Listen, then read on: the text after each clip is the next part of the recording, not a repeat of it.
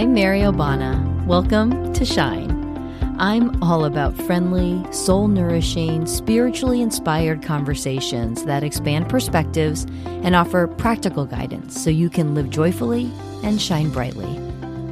I believe everyone has something special within them, a unique gift, a light you are to find and share with the world.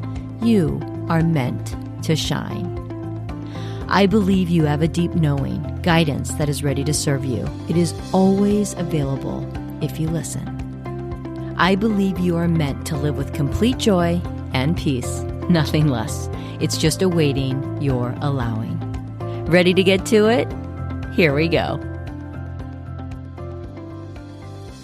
Hey there. Thanks for joining me. I am always humbled and amazed at the messages I receive about this podcast. Recently, this message found its way to me. It said, "You're touching people, Mary. I shared your podcast with my brother who has suicidal ideation. He said he was saved by listening to you." Wow. I was speechless.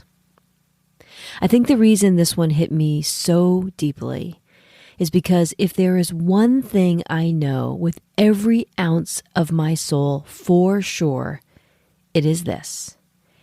Every single one of us is unique and incredibly special.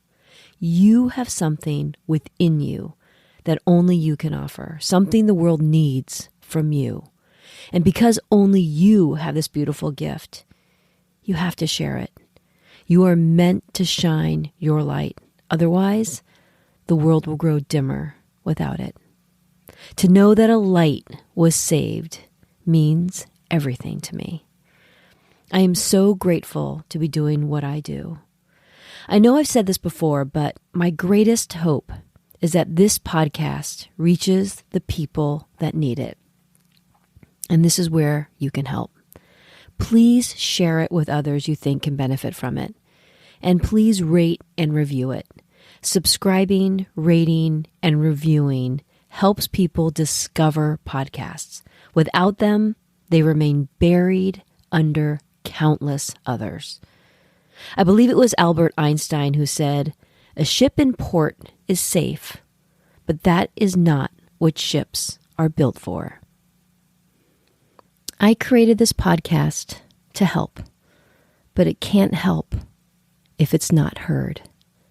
It would mean the world to me if you could rate and review these episodes wherever you listen to them, Apple, Spotify, wherever, so it can reach people that need it. Thank you so much. So how are you feeling right now? I hope you're feeling good and optimistic and energized. If you're not, well, maybe this episode will help.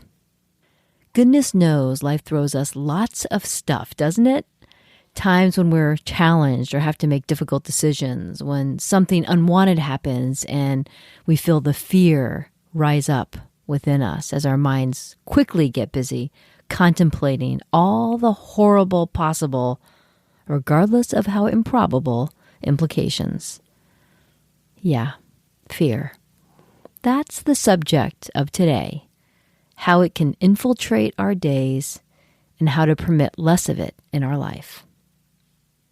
At a primitive level, fear is a hardwired survival response. We know this, right? When we sense danger, a very real physical reaction is triggered, our fight or flight response. That small almond-shaped organ in the middle of our brain, the amygdala, gets activated and it gets busy. It alerts your nervous system, and before you know it, your stress hormones, cortisol, and adrenaline are released. You become hyper alert, your pupils dilate, your heart starts to race as your blood flows away from your heart and into your limbs so you can escape danger. But as some parts of your brain are firing up, all critical survival functions report for duty, others are shutting down to divert the energy where it's needed most. One of the functions that becomes impaired when we feel fear is your cerebral cortex, which is responsible for reasoning and judgment. This explains why when we are in a fearful state, we're not operating from a fully rational place. It's purely instinctive. Fight or run for your life. Thankfully, in this day and age, it's rare that we face a circumstance when we are in genuine physical danger. But, unfortunately, this doesn't mean that fear isn't present in our lives, because it is. Big time. How apropos that I'm releasing an episode on fear on Halloween weekend. I'm not a big fan of scary movies, but have you ever flinched and screamed while watching one? One of those epic jump scares when the popcorn goes flying all around? Now, you're in a movie theater. You know that what you're watching isn't really happening to you. You're not in any danger, yet your heart races and you scream anyway. Purely instinctive. And while you're reacting, you are unable to rationalize that the threat is not real. Fear comes in lots of different forms. Fear of failure, fear of losing control, fear of being rejected, fear of looking foolish, fear of financial doom, fear of death, fear of making a mistake, fear that your son or daughter has driven off the side of the road when they're 2 minutes late. And the craziest thing about all this fear, just like in that movie, none of it is actually happening. But this time, the movie is playing in your mind, and in your mind alone. It's all self-created. It feels real, definitely feels real, but the only place these doom and gloom scenarios exist are in your mind. What you fear happening is not what is happening. You are awfulizing. Have you failed? Have you been rejected? Have you died? Have you lost all your money? No. Fear. F-E-A-R. False evidence appearing real. There's an old Japanese proverb that says fear is only as deep as the mind allows. I'm going to say that again. Fear is only as deep as the mind allows. Fear exists only in the mind, a product of our own creation. Man, our mind is busy driving us crazy, isn't it? Fear focuses our energy on things we do not want. I mean, think about it. When there's fear, is there one thing that's desirable? No.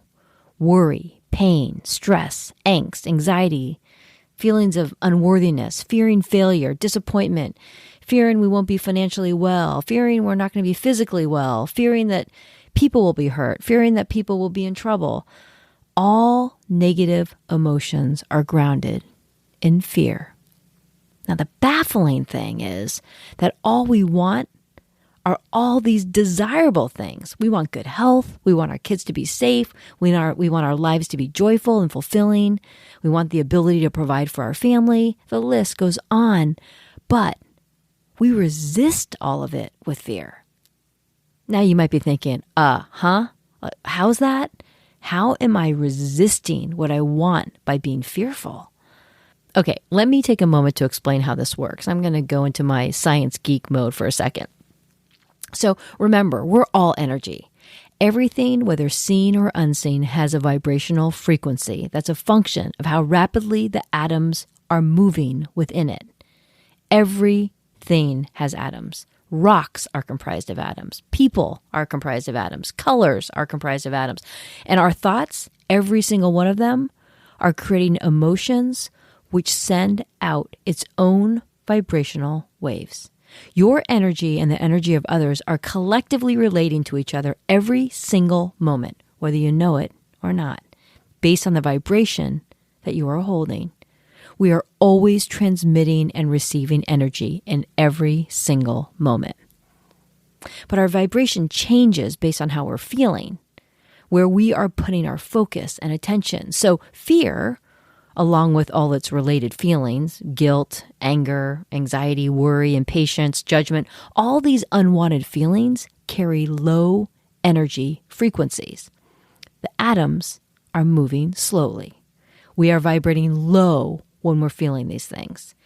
Conversely, hope, trust, optimism, gratitude, joy, love, these emotional states vibrate at a high energy frequency. Those atoms are moving fast. I like to think of them as happy atoms. And you can feel it. That's why when you walk in a room when people are angry, it feels different than when you walk into a room when people are joyful. Even if they aren't saying a word, you can feel it. That's vibration in action. Okay, so we get that. Everything has a vibrational frequency, including our thoughts. But here's the next thing. Vibrations of similar frequency are drawn together. Like attracts like. There's a principle called the law of attraction, and this is why we should care. Your thoughts determine your experience. You will attract into your life whatever you focus on, whatever you give your attention to. And the law does not distinguish between whether you want it or you don't want it. It simply matches the vibrational energy you're putting out. If you want to dive deeper into this, I devoted a whole episode 17 to it. An episode's called Negative and Positive Thinking, How Changing Your Thoughts Can Change Your Life. So, back to fear and resistance. When we're fearful, we are vibrating low. And when we vibrate low, we cannot attract the good stuff because everything that's desirable only vibrates high. Vibrations of similar frequency are drawn together. You're going to get what you focus on. If you're fearful, you're going to get the very thing you want to avoid. You simply cannot attract everything you truly want when you're operating from a place of fear. The frequencies are too far apart. I heard this story years ago of a woman who had 3 teenage daughters, and they were in a terrible car accident altogether. She nearly lost all of them.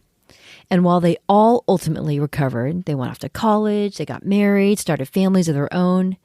Every time her girls were out of her sight, she worried terribly. She lived in utter fear, terrified that she would lose them again. She became overbearingly protective. It got so bad that her daughters found that it was better if they didn't share anything they did with her because they knew it would cripple her with fear. They loved their mom so much, but their relationship became toxic.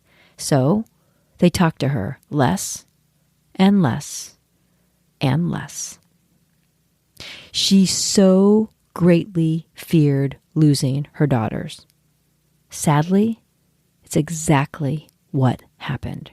Her fear created the very thing she feared the most.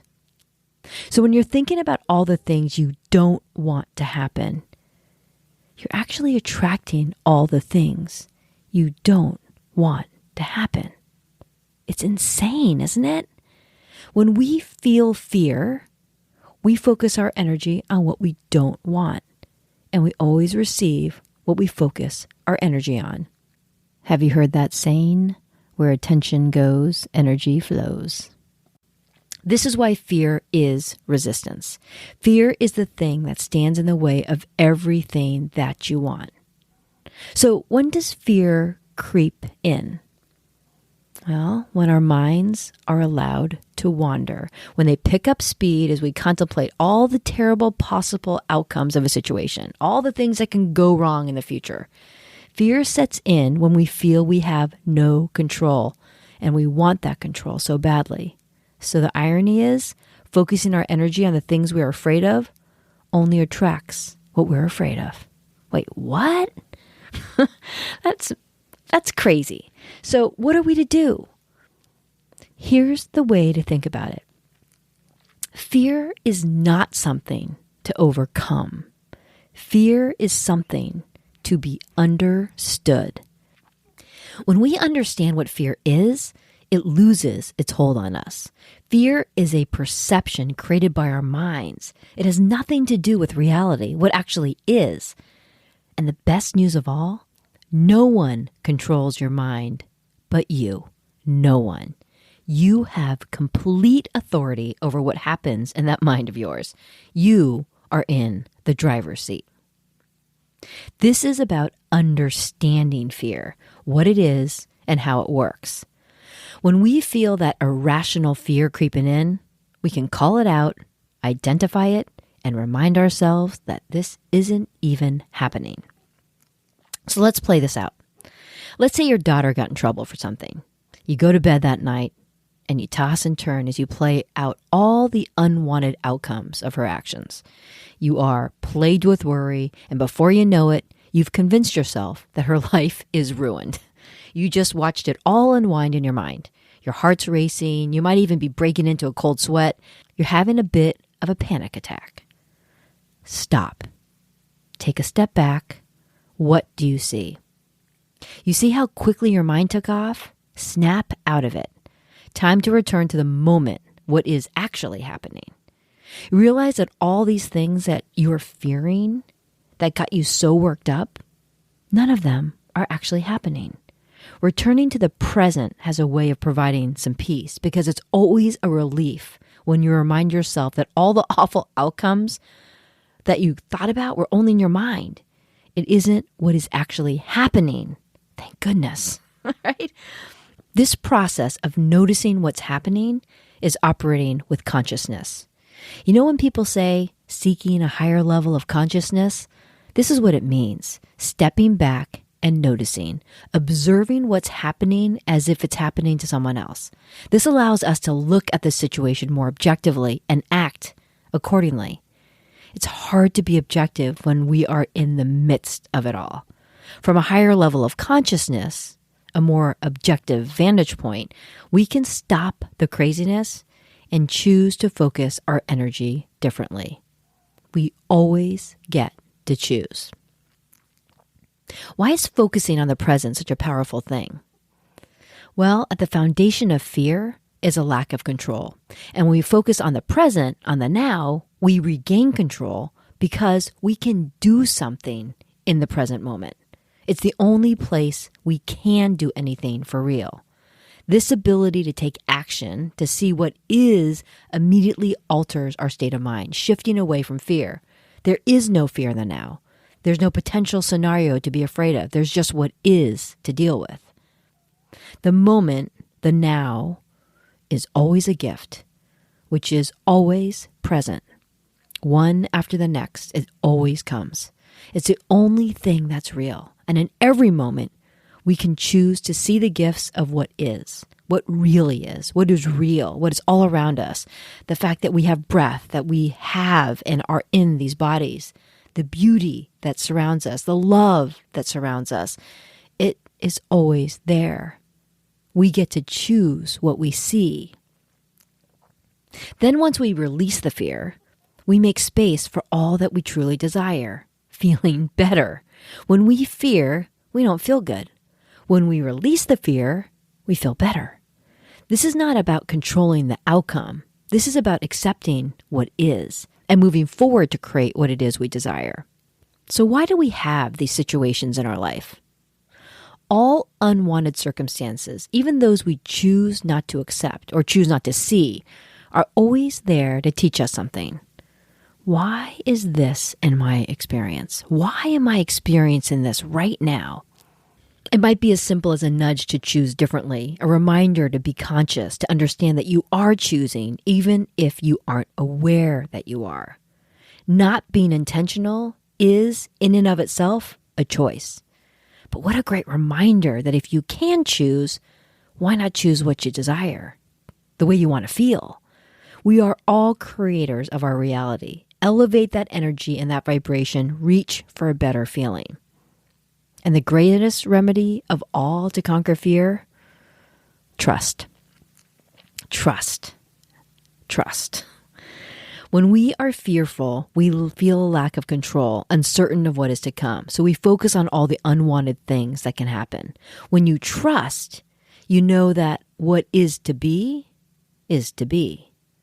Finding the truth within ourselves, looking for the lesson. When we have a health issue, as an example, the lesson can be a forced stopping, taking stock of our life and how we're spending our time.